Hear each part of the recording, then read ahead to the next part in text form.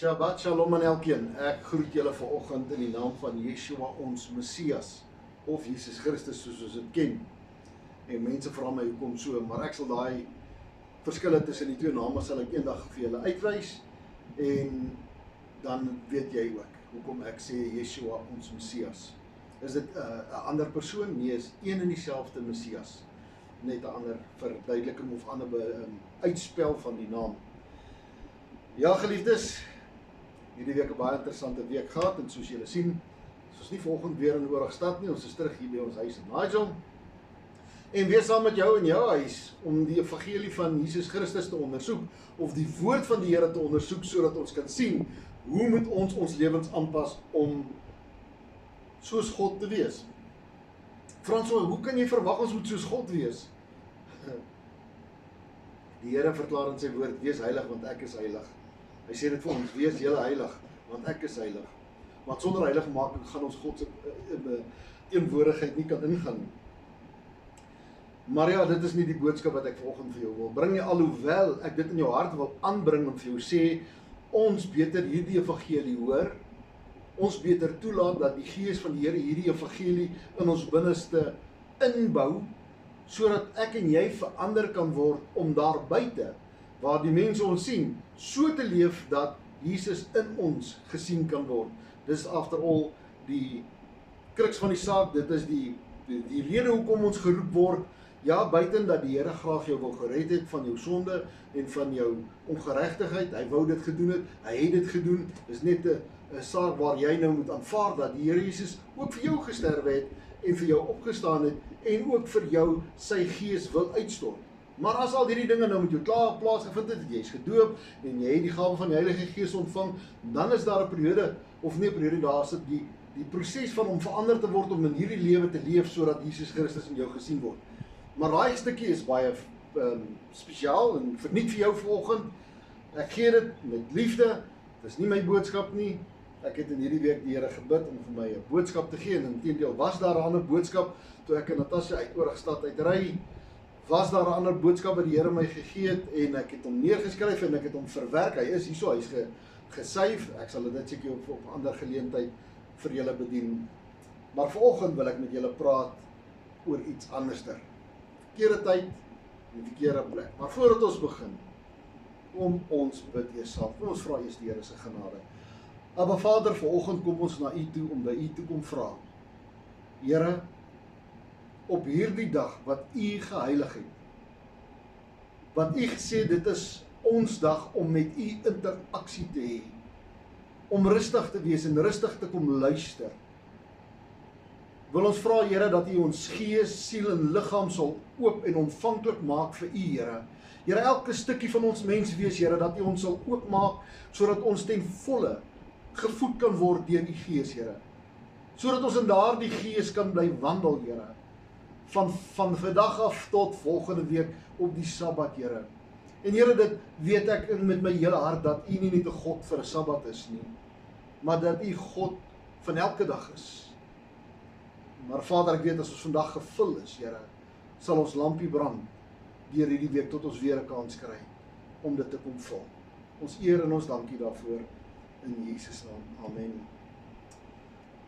Geliefdes, ja, Natasha, toe ek nou hierdie boodskap voorberei, toe wou ek 'n ander verduideliking of 'n illustrasie gebruik het. Het dit al met jou gebeur dat jy na 'n plek toe moet gaan en daar daag jy op en dis die verkeerde plek en die verkeerde tyd? My al 'n paar keer gebeur. En dit is 'n baie slegte ervaring as jy daar kom en jy weet jy's by die verkeerde tyd en op die verkeerde plek. En ek wou eers Orkney Snorkney se een episode gebruik het waar ou Boet en sy vrou na 'n pandjieswinkel toe gegaan het in die een dorp en hulle daar gaan slaap want daar was 'n groot special aangewees die volgende dag en dit was die verkeerde pandjiewinkel en al sulke goeders, en ek het gedog, nee, dit gaan nie werk vir 'n boodskap van my meester nie. Maar die Here het toe my geseën met 'n ander voorbeeld, en 'n voorbeeld wat ek baie naby aan die hart vat, en terwyl ek die storie van hierdie kom ons het die prentjie op. Ek wonder of julle daai mooi prentjie kan sien daar op die skerm. Nee, dis nie die Titanic nie. Ek praat nie vanoggend oor die Titanic nie. Daai is 'n skip wat deur die Duitsers gebou was. En ja, alhoewel hy op die formaat van die Titanic gebou was, jy sien, soos dit nou maar in die wêreld is, kompeteer die lande, die kontinente met mekaar, wie kan die grootste, wie kan die beste. En hierdie was Duitsland se poging, wie kan die grootste, wie kan die beste. En hierdie skip se naam is die Cap Arcona, SS Cap Arcona. 'n verskriklike, baie luukse Duitse skip.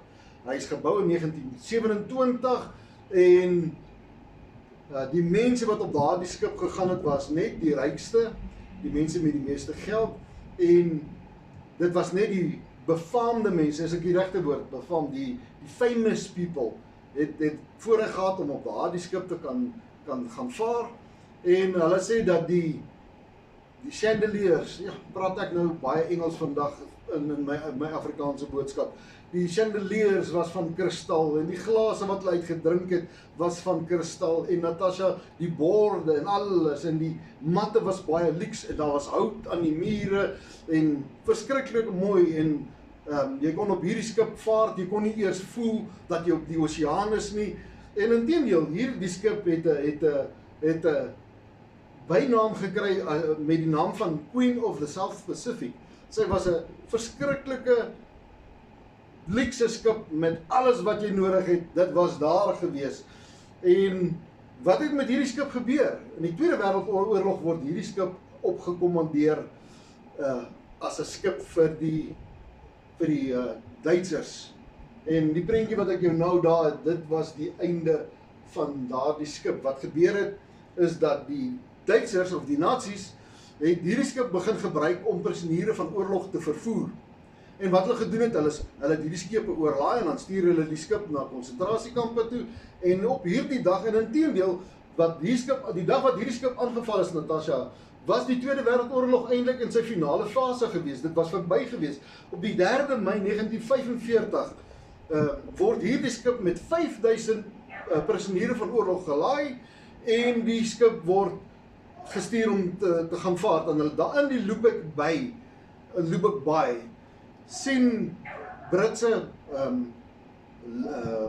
lugmag personeel hierdie skip wat besig is om uit te vaar. Nou en inteendeel, hulle informasie wat hulle gekry het is dat daar gaan Duitse soldate of Nazi soldate, offisiere probeer vlug van die oorlog af. En hulle het hierdie skip gaan soek. Hulle het informasie ontvang dat hierdie skip is gelaai met Nazi offisiere en hulle het op hierdie skip neergedaal en hulle het hom absoluut verwoes. 5000 Natasha van die prisoniere van oorlog sterf as gevolg van hierdie aanval op hierdie skip. Nou, as jy dit gaan ondersoek of as jy dit gaan kyk later aan, dan sal jy sien dit is een van die grootste tragedies van die Tweede Wêreldoorlog, waar onskuldige mense met hulle lewens betaal het. Wil ek sê amper 'n verkeerde identifikasie, verkeerde tyd, verkeerde plek, kom ek noem dit maar hier so. Verkeerde tyd, verkeerde plek, sterf hierdie arme mense. En Natasha, wat het dit my laat dink? Dit het my laat dink, wat is nog op 'n verkeerde tyd en op 'n verkeerde plek? En dan vra ek vandag vir julle, wees my geduldig, luister my klaar.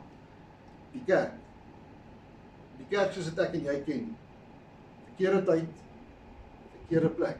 Wat bedoel ek by dit? Onthou hierdie skip, die Cap Arcona, was 'n luukse skip en net die beste het daarop geseil. En dit laat my ook in die kerk dink dat die kerk op 'n stadium spesiale plek het. En ek weet nie daar by jou nie, jy kan maar vir my 'n boodskap stuur of dit so is of nie so is nie. Ek deel met baie mense. En ek het al die dingetjies gehoor wat in die kerke gebeur, veral op hierdie laaste tyd. Dat daar spesiale sitplek is vir die mense wat meer geld aan tiendes oorbetaal. En dat die kerk se programme word aangepas volgens die mense wat die hoogste tiendes bring. En in hierdie laaste dae is hierdie kerke van ons oorlaai met prisoniere van oorlog. Wat se prisoniere, Natasha? Mense wat probeer wegkom van 'n verkeerde ding af. Ons sit meer en meer mense in die kerk in En almal wat in die kerk opstaan om te sê, so spreek die Here, is nie meer van die Here nie. Daar het ek 'n prentjie vir jou opgesit van 'n rowersspelonk, en hoekom jy gaan nou die skrifgedeeltes onthou wat ek vir jou vandag gegee het. Die eerste een kom uit Jeremia uit, Jeremia 11, en hier is God besig om te deel met ons as mens, en hy sê hierdie ding, is hierdie huis waaroor my naam, wat is die kerk? Is die kerk nie die plek waaroor die naam van die Here, ons Jesus Christus, uitgeroep word nie? Dan sê hy, is hierdie huis waaroor my naam uitgeroep, 'n spelonk van moordenaars in julle oë? Ook ek, kyk, ek het gesien, spreek die Here. Is dit nie so ironies dat die Here konstant, ons as kerk, ons as Kyriakos, ek wil nie sê die Ekklesia nie, kom ek sê maar die Ekklesia, die uitgekorenes, die uitgeroepenes, kom besoek. Hy kom besoek ons. En ek wil vir jou vra, vind hy by ons wat daar moet wees? Hier is my volgende skrifgedeelte, hierdie kom uit Matteus uit, en julle sal sien, hy het dieselfde klank, hy het dieselfde gang, die versie. So die Here doen niks oor of niet nie. Hy doen alles soos dat hy alles gedoen het, al die jare lang, al die eeue lang, van die begin af. Die Here verklaar ook, ek het nog nooit verander nie, maar julle as mense het verander. Hoekom is dit dat ons, wanneer ons net by die plek kom om in heiligheid te leef, dan verloor ons dit, Natasha, dan beland ons op 'n verkeerde plek en 'n verkeerde tyd? Wat sê hierdie skrifgedeelte? Matteus 21 vers 13, hy sê vir hulle, daar is geskrywe, my huis moet 'n huis van gebed genoem word, maar julle het dit 'n rowersspelonk gemaak. Julle, ons. Die Here kom besoek ons. Die Messias kom besoek ons. En wat kry hy? Ons het 'n rowersspelonk geword. Wat gebeur in hierdie rowersspelonk? Ons wil net ons eie wil doen. Ons wil net ons eie dinge doen. Ons doen nie meer soos wat die Here van ons verwag nie. Ons leef nie meer in daardie opregtheid nie. Die heilige kus wat Piet, Koos en Sannie my daar by die kerk gee, is maar net 'n manier om 'n dolk in my rug te druk. Ken julle sulke mense, of ken jy daai ervaring, of het dit al met jou gebeur? Ek wil vir jou sê, ons beter wegkeer van dit af, want die Here gaan ons weer kom besoek. Volgende vers wil ek vir jou gee, en dit is die oproep wat die Here teenoor ons maak.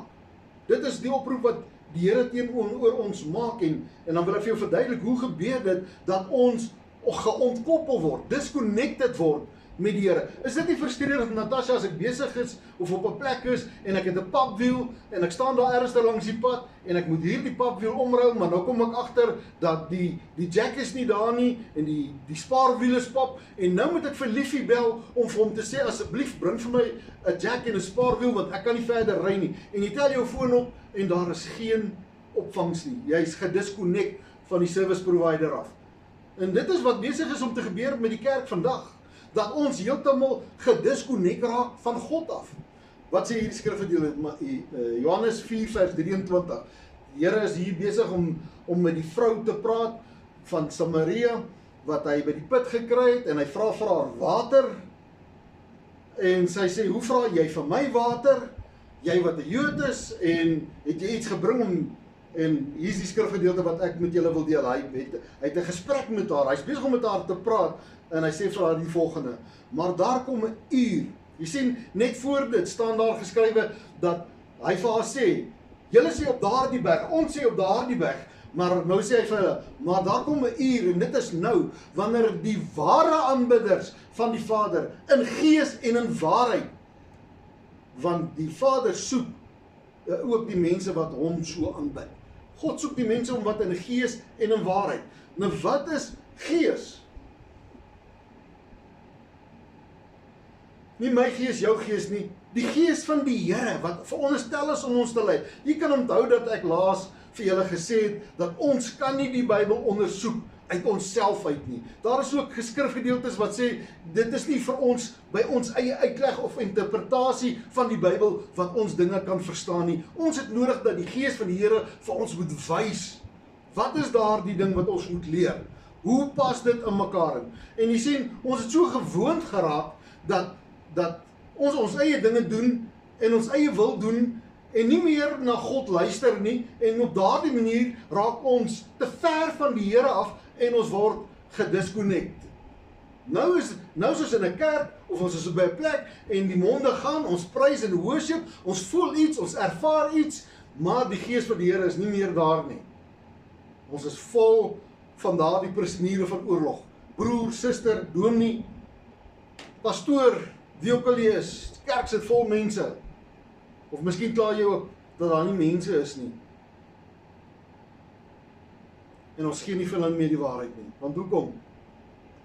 Die gees wat ons stuur, is nie meer dieselfde gees as wat op ons uitgestort is op Pinksterdag nie. Het is nie meer dieselfde gees nie. En mense vra my, Natasha, is dit moontlik om 'n valse gees te kry wat optree soos die Here? Ja. Definitief ja. Daar is 'n valse heilige gees wat in die kerke omgaan.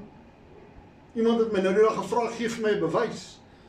En ek moes vir hulle vertel het van die Toronto Blessing. Die Toronto Blessing wat hulle eers na die tyd agtergekom het, dat demone daar die kerk besoek het. Dat die dinge wat gebeur het binne daardie kerk absoluut duiwels was. Net soos daardie luukse skip. En die kerk is veronderstel om luks te wees. En ek sê nie die beste banke nie, Natasha. En ek sê nie die beste airconditioning sodat ons warm kry, sodat ons tog nie koud kry wanneer ons moet praise en worship nie. En ook nie die beste musiekleiers wat regte tunes maak sodat ons bietjie aangehits kan voel om te aanbid nie. Ek praat die luksheid van die gees van die Here wat in die kerk moet wees. Die luksheid dat die gees van die Here oor daardie gebou kom rus. En in daardie gebou kom rus. Sodat die prediker wat opstaan dag of week na week nie meer uit homself uit kan praat nie, maar uit die gees van die Here moet praat. Omdat die gees van die Here hom lei. En wat sal hy preek? Hy sal net die waarheid. In gees en in waarheid. As ons nie die waarheid kan aanvaar nie, wat aanvaar ons dan? Die leuen. En as ons die leuen aanvaar in die kerk, wie is ons Vader dan? Gaan lees jou skrif. Dan sê die Here, het die duiwel ons Vader geword. En dan begin ons soos hom praat ook. Ons begin lieg. En ons lieg waaroor? Oor die woord van die Here. Ons lieg oor die dinge van ons God. En ek wil vir u sê, of dit vandag is en of dit oor 200 jaar is, die Here gaan terugkom. En weet wat is die grootste ding? Wat ek en jy nie gaan verby kan gaan nie. Nie een van ons gaan verby dit gaan nie. Broer, suster, nie een van ons gaan verby dit stap nie. Maak nie saak wat jou naam, jou van is, of wat jou bankrekening op aarde was nie. Daar kom 'n dag waar die dode klein en groot voor God sal staan. En die boeke sal geopen word en jy sal geoordeel word. François gaan geoordeel word. Dis hoekom ek die Here vrees. Ek wil nie net sommer enige iets vir julle verkondig nie. Baie mense vra vir my, François, maar hoekom hierdie Sabbat? Want ek glo dit met my hele hart. Want ek weet watter gees het my daarvan oortuig. Nee, ek myself nie. Die Here, hierdie God wat terugkom, wat eendag gaan ek voor hom moet staan. En jy, en Piet, en Koos, en Sunny, en dokter so, en professor so, gaan nie by my staan nie, om my te verdedig nie. Natasha gaan nie aan my hand staan en sê, Here, hy was 'n goeie man gewees nie. Ek gaan alleen daar staan. En die boeke gaan geopen word. En glo my wat ek vir jou verstel vandag. Jy kan maar in Openbaring gaan lees hierdie gedeelte. Ek verstaan dat die Bybel is die een boek wat geopen gaan word. Het ek my lewe gehandhaaf volgens hierdie boek? Die ander boek is die boek van die lewe en jou naam nie daarop is opgeskryf is nie, word jy verskoon. Ek wil vir jou sê, die kerk word afgemaai. En as julle my nie glo nie, ek sal na die tyd vir julle 'n videoklip na hierdie ene opsit, van dat besig is in ons land om te gebeur, rondom kerke. Ja, ek weet die groter kerke is veilig, kleiner kerkies soos ek. Wat gaan gebeur? Wat gaan met ons gebeur? Ons gaan afgemaai word. Want dit word gesê, ons bewerk die werk van die bose. Nou geliefdes, ek gaan nie vandag 'n lang boodskap vir jou afsteek nie. Ek wil vir jou hierdie ding sê. Jy en jy alleen is 'n juweel.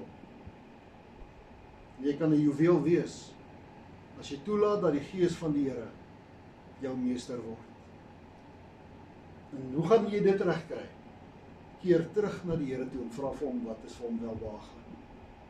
Vra vir hom om jou te oortuig van sonde en ongeregtigheid. Vra vir hom. En ek kan vir jou 'n waarborg gee dat my God jou gaan oortuig van sonde en ongeregtigheid, sodat jy tot bekering kan kom en terug kan kom. Is bekering dit alles?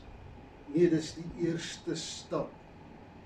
Dit is om my liggaam terug te bring na God toe en te sê, Here, wat nou? Het julle daai gedeelte in Handelinge 12 gelees? In Romeine 12, ekskuus tog, waar hy hierdie redelike godsdiens verklaar en hy begin en om jouself op die proef te stel voor God, om te gaan bid in jou binnekamer, om te sê, Here, ek roep 'n vastheid oor myself uit, Here, ek gaan nie meer TV kyk nie, ek gaan nie meer dit doen nie, ek gaan nie dat doen nie, ek gaan na U soek, Here. Want die Here verklaar, soek my terwyl ek nog te vind is. Jou lewe, op die einde van die dag, is die belangrikste, nie van 'n kerkorganisasie, of 'n denominasie nie, jou lewe. Jou lewe is die belangrikste. Ek is seker dat van daardie prisoniere op daardie skip het geweet dit is die laaste. Eintlik het hulle gehoop op deliverance. Eintlik het hulle gehoop op verlossing. Hulle het geweet die oorlog moet eindig. En hier word hulle op 'n skip gelaai, 5000 van hulle. Hulle gaan nou na 'n plek toe gevat word waar hulle gaan vrygelaat word. Maar dit kos hulle dood. So gaan baie van ons kerk toe, want ons het bevryding nodig. Ons weet dit. Ons weet ons moet verander. Ons weet ek kan nie met hierdie lewe aangaan soos dit kan gaan nie. Ek weet dat hierdie lewe van dronkenskap en al die ander goedes kan nie meer aangaan nie. Van gehoerery, dit kan nie aangaan nie. Ek weet dit. Ek weet in my gees, want die Here staan by die deur en hy klop, hy sê so. En jy kan dit hoor. Dat die Here by die deur staan en hy klop en hy wil inkom en hy wil jou lewe verander. Maar jy weet, en weet wat ons hardloop kerk toe, met die hoop om verlos te word. Kraak 'n kerke vandag af, broer, suster, asseblief, verstaan my mooi. Jy moet eers begin bid, dat die Here jou duidelikheid gee. En hy sal jou na 'n plek van aanbidding toe vat, waar jy gevoed gaan word, waar jy verander gaan word, waar jy gedoop gaan word, in die naam van Jesus Christus, en jy gaan die gawe van die Heilige Gees ontvang. Dis feite. Dis vaste beloftes, die Here kan nie lieg nie. En jy sal dan in daardie tyd weet waar jy moet wees. Die Here sal jou lei, voetstap vir voetstap. Kom ons eindig nie op soos hierdie skip, wat verpletterd is, omdat hy op 'n verkeerde tyd, in 'n verkeerde plek was nie. Ek gaan hiermee afsluit, en ek vra dat julle dit sal aanstuur as dit vir jou nie iets beteken nie, en as dit vir jou iets beteken, stuur maar vir my 'n thumbs up, ek like dit, ek sien daar's mense wat so nou maar iets terugstuur. As jy met my wil gesels, my nommer is daar, kontak ons, as jy graag woensdag aand saam met ons wil kom kuier, om biduur te hou, jy is ook welkom. Stuur maar net jou nommer, en ons sit jou op die groepie by. Kom ons bid saam. Aba Vader, baie dankie vir hierdie dag. Ons loof en ons prys U, Vader, ons vra dat U ons sal seën met U Gees, en dat U Gees ons sal kom lei in die volheid van U waarheid, sodat ons kan doen wat vir U behaaglik is. Ons eer en ons prys U daarvoor in Jesus naam. Amen.